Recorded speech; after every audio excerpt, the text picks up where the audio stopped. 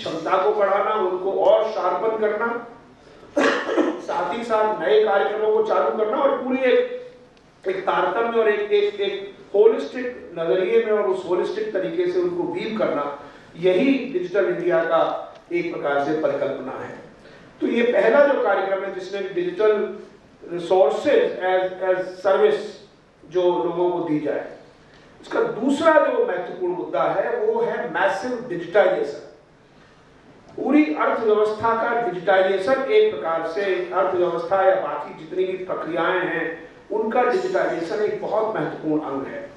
उदाहरण के तौर पर डिजिटल इंडिया का एक वाक्य है, वो कहता है कि हम किसी भी नागरिक से ऐसे किसी सर्टिफिकेट की फिजिकल कॉपी देने के लिए हम उसको बाध्य नहीं करेंगे अगर वो जो सर्टिफिकेट है वो विभाग किसी दूसरे विभाग द्वारा उसको इशू किया गया है। अर्थात अगर वो कोई आदमी जॉब की दरखास्त देता है उससे ये नहीं कहेंगे कि तुम अपना हाई स्कूल का सर्टिफिकेट लाओ, बीए का सर्टिफिकेट लाओ, डोमिसाइल लाओ, इनकम लाओ, क्योंकि ये सर्टिफिकेट कहीं ना कहीं किसी दूसरे विभाग द्वारा जारी किए गए हैं और उस दूसरे विभाग को ये इंसिस्ट करेंगे हम कि वो जो सर्टिफिकेट जारी करता है उनको डिजिटाइज करके एक ऐसी जगह पर रखे जहां से वो इलेक्ट्रॉनिकली एक्सेसिबल हो सके। इसलिए वो केवल हमें बताएगा कि हाँ साहब मेरा सर्टिफिकेट है और ये उसका एड्रेस है या ये यहाँ पर है। तो हम इस प्रकार से जब कर देंगे तो पेपरलेस, हैरेसमेंट लेस पूरी व्यवस्था होगी और इसको हम लागू करेंगे। तो ये जो जो जो संरचनाएं तैयार की जा रही है, जो आर्किटेक्चर तैयार की जा रही है, उसका उद्देश्य यही है कि लोगों को हम एम्पावर कर सकें, लोगों का ईज ऑफ डूइंग बिजनेस बढ़ा सकें, लोगों की क्षमता में वृद्धि कर सकें। लेकिन ये सारा जो कार्यक्रम है, ये कार्यक्रम की एक शर्त तो इंफ्रास्ट्रक्चर है और दूसरी शर्त है सिटीजन एम्पावरमेंट। जब तक लोग कैपेबल नहीं होंगे तो डिजिटल इंफ्रास्ट्रक्चर कितनी भी हम प्रोवाइड कर दें फिर भी वो उसको एक्सेस नहीं कर सकेंगे, उसका लाभ नहीं ले सकेंगे। तो उसका लाभ लेने की दिशा में जितनी भी training, capacity building, digital literacy, ये पूरी की पूरी बात जिसकी बात डॉक्टर अजय कुमार जी ने की कि क्या क्या कार्यक्रम हमारे चल रहे हैं और किन किन कार्यक्रमों के लक्ष्यों का पुनर्निर्धारण करके उनको इतना ज्यादा बना दिया गया है कि जिससे कि पूरे के पूरे समग्र इंक्लूजन हो सके लोगों का। तो ये जो कार्यक्रम है उनका उद्देश्य यही है कि हम अपने सिटीजन्स को इतना कारगर और कैपेसिटी बढ़ा दें उनकी कि वो उन डिजिटल रिसोर्सेज का इस्तेमाल कर सकें और जो ये सेवाएं जो दी जा रही हैं इस डिजिटल इंडिया कार्यक्रम के अंतर्गत उनको ले सकें। और ये जो मैसिव एक्सपेंशन होना है, देखिए अभी क्या होगा, अभी तो केवल बात कही गई है डिजिटाइजेशन होगा, लेकिन आप सोच के देखें कि जितने संस्थाएं देश में काम कर रही हैं और जितनी संस्थाएं सर्टिफिकेट इशू कर रही हैं और कितने तरह के सर्टिफिकेट्स हैं आप जानते हैं। एकेडमिक सर्टिफिकेट अपनी जगह में starting from high school to intermediate to BSc और टेक्नोलॉजी के सर्टिफिकेट्स हैं, फिर डिसेबिलिटी सर्टिफिकेट्स हैं, कास्ट सर्टिफिकेट्स हैं, इनकम सर्टिफिकेट है, डोमिसाइल सर्टिफिकेट्स हैं, कितने सर्टिफिकेट्स हैं। और दुर्भाग्य ये है कि सर्टिफिकेट में भी कहते हैं भाई कास्ट सर्टिफिकेट लाते हो, अगर मिलिट्री में रिक्रूटमेंट होना है तो इस फॉर्मेट में लाओ, यहां करना तो और फॉर्मेट में लाओ, तरह तरह के फॉर्मेट्स दिए।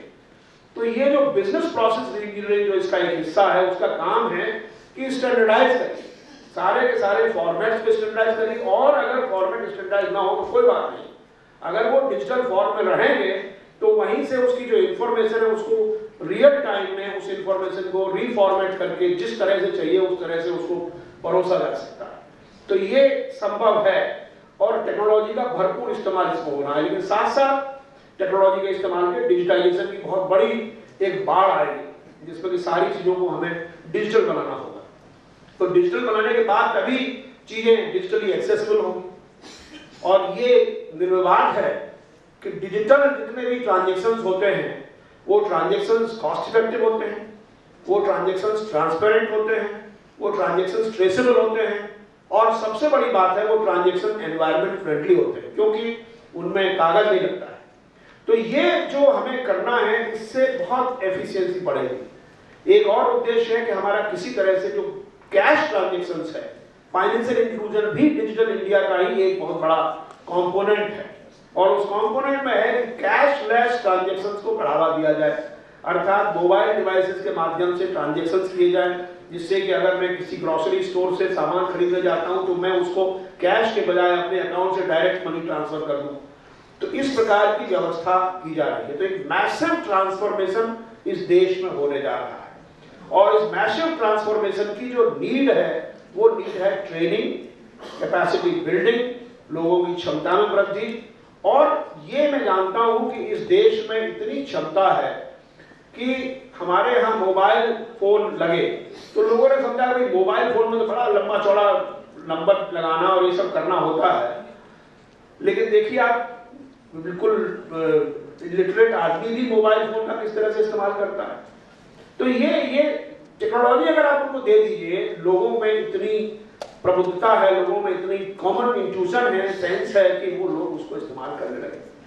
आपको उसे देने की जरूरत है। इसलिए जितना भी हम लोगों को प्रोग्राम चल रहे हैं, आप सब लोग इसको मिशन के रूप में लीजिए कि हमें हिंदुस्तान को डिजिटली लिटरेट बनाना है।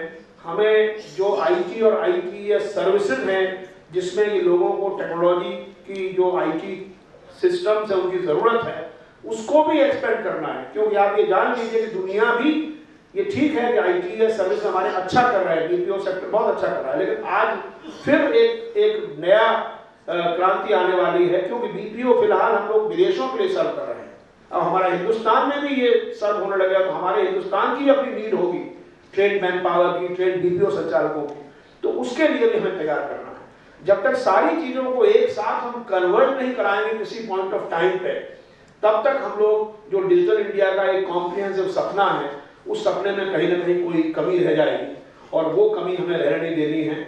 मैं पुनः आप सबको बधाई देता हूँ इस सेमिनार के लिए, लेकिन साथ ही साथ आपसे ये भी अपेक्षा करता हूँ कि हम लोग ये जो मॉडल है, ये जो पब्लिक प्राइवेट पार्टनरशिप का मॉडल है, ये जो इंटरेस्ट के कन्वर्जेंस का मॉडल है, इस मॉडल को आप बढ़ाइए, ज़्यादा से ज़्यादा लोगों को डिजिटल इंक्लूजन में आप लाइए जिससे कि ज़्यादा से ज़्यादा लोग उसको एक्सेस कर सकें, अपनी भाषा में एक्सेस कर सकें।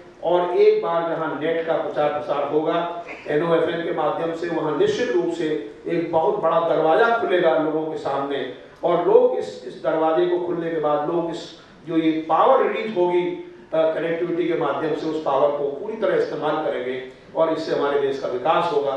मुझे पूरा विश्वास है कि हम लोग इस दिशा में आगे बढ़ेंगे और आज जो आपके डेलिब्रेशंस होंगे, आज जो आपकी बहस होगी, चर्चा होगी, उसमें इस पर जरूर आप विचार करेंगे कि किसको कहाँ कितने स्केल तक ले जाए। और जैसे तपन जी ने कहा, आउटपुट के बजाय आउटकम्स की तरफ हम लोग इस पर ज्यादा फोकस करें और उसी के लक्ष्य हम निर्धारित करें। बहुत बहुत धन्यवाद।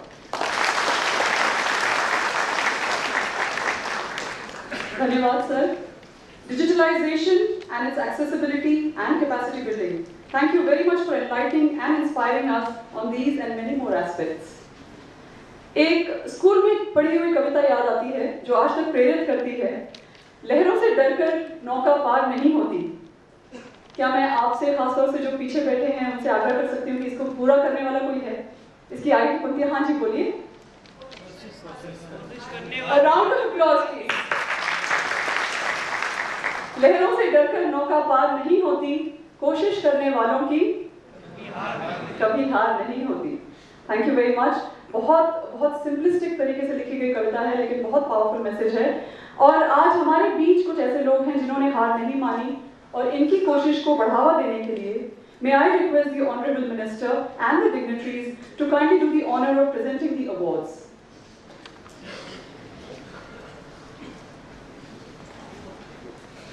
Can I start reading out the names? Ms. Neha Bhatia, and I would request Honorable Minister Shri Ravi Shankar Prasad ji to do the honors, please. Ms. Neha Bhatia. Congratulations. Next, Mr. Ranjan Khosla.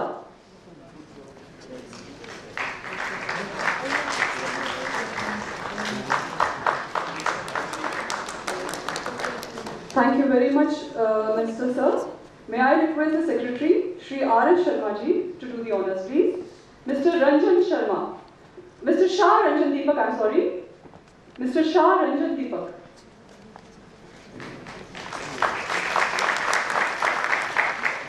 Mr. Amrendra Kumar.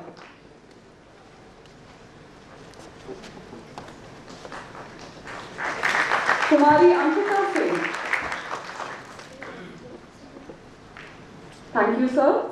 May I request the Additional Secretary, Shri Tapan Reji, to do the honors, please. Mr. Devraj Das.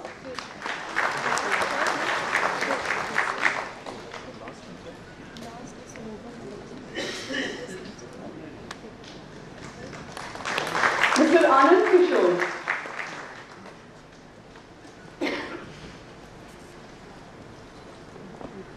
Mr. Zahid Amin Bhatt. Thank you, sir. May I now request Joint Secretary to please do the honors. Mr. Mukesh Kumar Verma.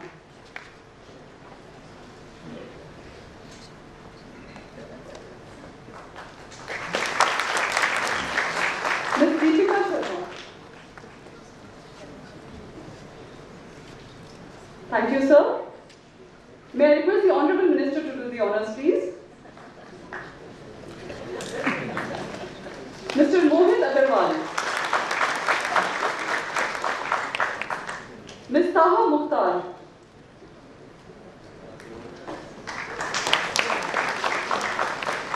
Mr. Sanobar Kharati.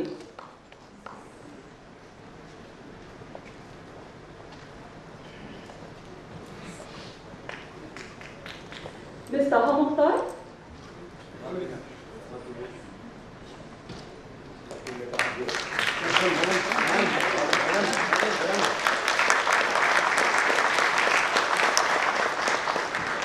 Ms. Sanobar Kharati.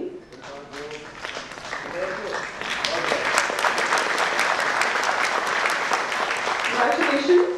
Moving on to the Best Institute Award, may I request the Honorable Minister to do the honors, please. Odisha Computer Academy, Cuttack, Odisha.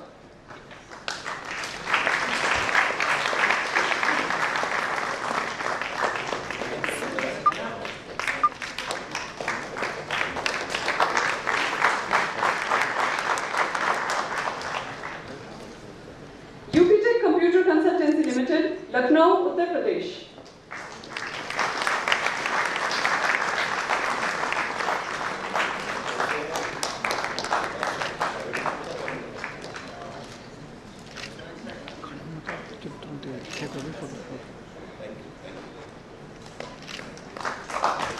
Congratulations.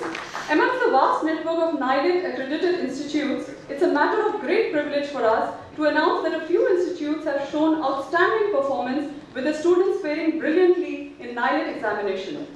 I would now like to request the representative of, I think these awards have been given. I'm sorry, I'll move on to the next one. We'll also take this opportunity to felicitate the Vice Chancellors of some universities who are present with us. These universities have taken a historic step forward to recognize the quality of NIDIT courses by permitting lateral entry into formal courses like MCA, MBA, etc. As a token of small appreciation, we would like to request Professor B.L. Raina, VC from Sunrise University, Rajasthan.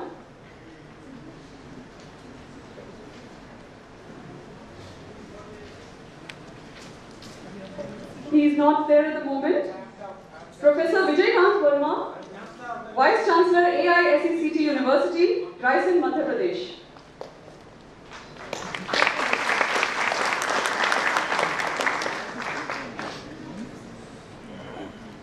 Shri Shailesh Pandey, Registrar, Dr. C.V. Raman University, Bilaspur, Madhya Pradesh.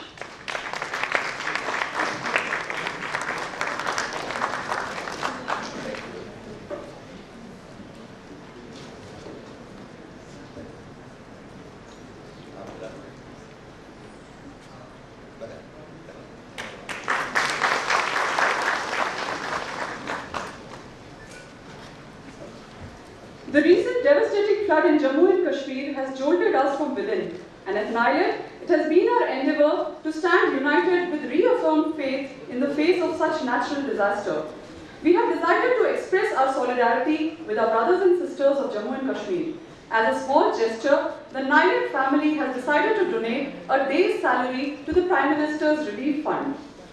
I would now like to request Srimati Vanitha Yadav, Sri Himanesh Roy, Shri B.N. Chaudhary and Srimati Alpana Agarwal to hand over the cheque amounting to 7,57,291 to the Honourable Minister, please.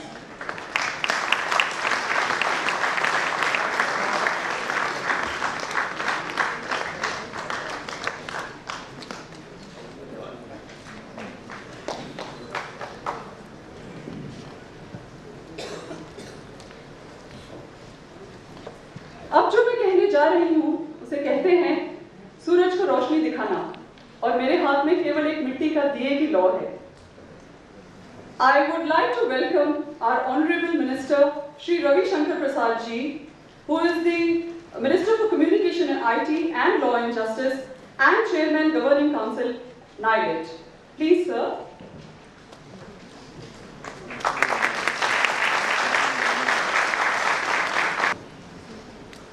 विभाग के सचिव श्री राम सेवक Sharma, under secretary Shri वेद, joint secretary Ajay, श्रीमान शर्मा जी, विभाग के अन्य पदाधिकारीगण, सभी आगंतुक अतिथिगण। यह हॉल छोटा पड़ गया है, बहुत लोग खड़े हैं काफी देर से। इसकी चिंता होनी चाहिए थी कि संख्या इतनी है तो हॉल की व्यवस्था उसके अनुसार होनी चाहिए थी। I'm sorry for those who are standing for the last more than 1.5 hours. Ram सेवक जी ने अपने भाषण में भारत के ट्रांसफॉर्मेशन की बात कही, जो हमें डिजिटल इंडिया के माध्यम से करना है। 26 मई 2014 को भारत ट्रांसफॉर्म हुआ है। यह सिर्फ एक पॉलिटिकल विक्ट्री नहीं थी, एक नई सोच, एक नया जज्बा, एक नया समर्पण